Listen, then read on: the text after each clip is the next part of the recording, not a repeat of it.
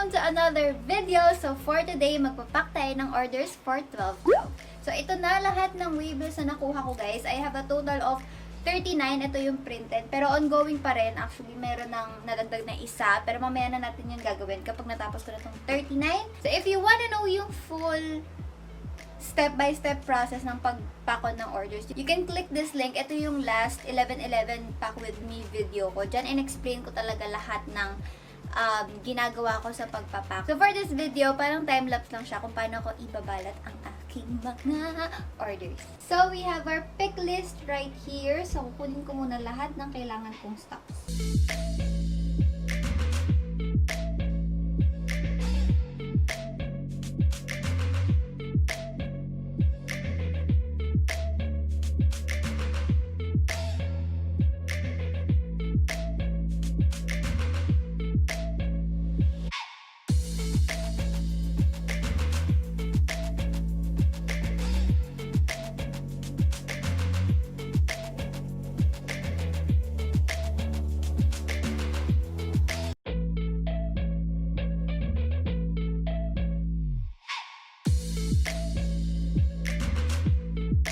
So, ito na guys, lahat ng items na kailangan for our 39 orders for tonight. So, pagkakuha ko lahat ng items, may nagpapare-parehas ko siya like this one. Kahit na magkaibang order sila, basta yung pare-parehas na item, nasa isang lugar para hindi ako malito-lito. Etong sticker boxes, hindi ko lang siya makategorize per design kasi mas magulo kapag kinategorize ko pa siya by design kasi sobrang dami kong designs.